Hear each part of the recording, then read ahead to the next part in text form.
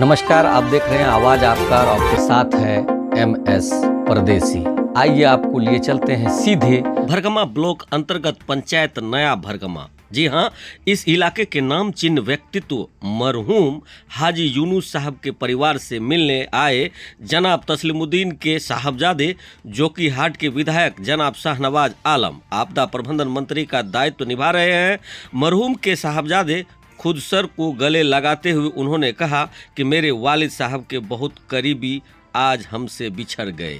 इससे पहले हमारे पिता चले गए, अब हमारे गार्जियन भी हम लोगों से दूर चले गए। अब इस तरह के लोगों का मिलना मुहाल है।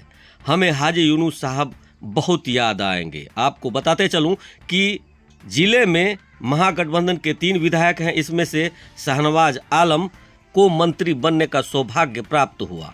जोकीहाट विधानसभा ऐसा क्षेत्र है जहां के MLA और यहां के निवासी को केंद्र से लेकर राज्य सरकार में मंत्री पद मिलता रहा है। शाहनवाज आलम दूसरी बार जोकीहाट विधानसभा क्षेत्र में विधायक बने हैं। 2020 के आम विधानसभा चुनाव में शाहनवाज आलम को जनता ने दोबारा उन पर भरोसा किया और शाहनवाज आलम ने अपने बड़े भाई पूर्व सांसद सरफराज आलम को पटखनी देकर विधानसभा पहुंच गए।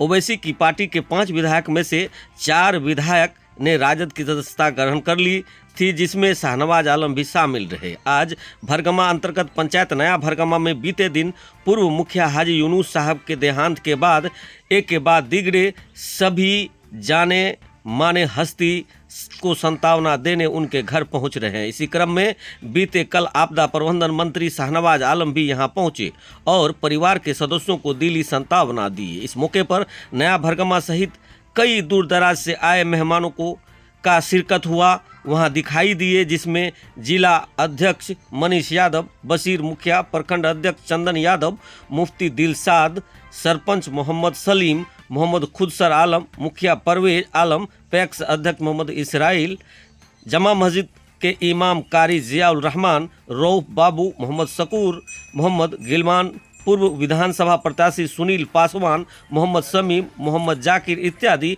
वहां दिखाई दिए। आइए सुनते हैं मंत्री शाहनवाज आलम का ये वक्तव्य और आपके साथ है MS परदेसी और आप देख रहे हैं आवाज आपका 24। बहुत ज्यादा मरहूम के बारे में मुझे मालूम तो नहीं था, लेकिन मैं पढ़ाई करता था और जब घर आता था अररिया डेरा, दिन भर जो हमारे अब्बा मरहूम तस्लीम साहब का प्रोग्राम होता था या लोग उनसे मिलते जुलते थे, वो दिन भर उनका चलता था।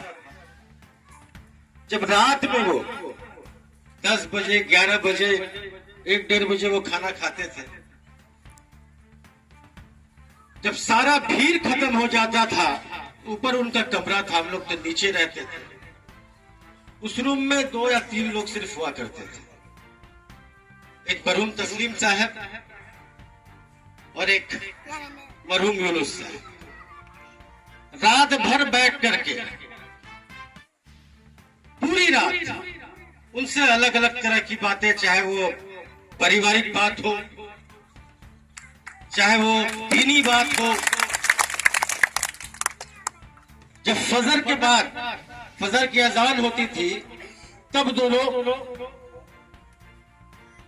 हमारे अब्बा जो है उनको जयनमाज निकाल के देते थे और कहते थे कि अब आप नमाज पढ़ लीजिए, अब आप सोने जाइए।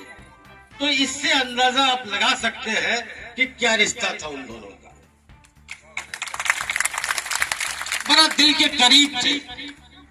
रात रात भर में गुफ्तगू करना, तो हम लोग तो उस टाइम पढ़ते थे, सोचते थे भाई कौन है, क्या है, तो बोले यूनुस साहब है भरगमा के, बस इससे ज्यादा हम लोग नहीं जानते। लेकिन मैं जब विधायक बना और इधर लगातार 2-3 सालों से उनका इस गांव के मसाइल को लेकर के हो, आसपास का मामला हो, हमेशा अररिया आना जाना हुआ, तो मुझे लगता है कि 1-2 सालों में या 3 सालों में उनको मुझे जानने का ज्यादा मौका मिला। जिस टाइम अब्बा के साथ बैठते थे तो लगता चलिए अब्बा के करीब हैं, हम उम्र है, एक दूसरे से बात होती, बस उतना ही जानता था। लेकिन जब से मैं विधायक हुआ हमेशा इनके साथ, वो अक्सर अररिया आते थे। अगर हम पटना में रहते थे तो 2 दिन वो अररिया रह के इंतजार करते थे कि न शाहनवाज आएगा, हम मिलेंगे, अपनी बात रखेंगे, तब होगा। हाल फिलहाल में भी हमको लगता है 2-3 महीना 2 महीने कबल जो है वो आए थे, कुछ बातें थी उन्होंने रखा और हम उनसे वादा भी किए थे कि हम आपके गांव जल्द आएंगे। लेकिन हमको उम्मीद नहीं था कि जब हम उनके गांव आएंगे, हमारे गार्जियन, हमारे क्या कहते हैं, जो अब्बा के इतना करीब थे, हमारे सरपरस्त थे, वो नहीं रहेंगे।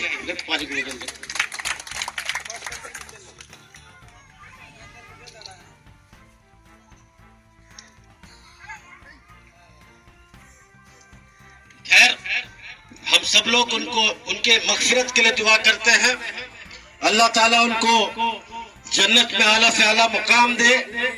बेशक उनके जो फर्जंद है, हम लोग तो यही कोशिश करेंगे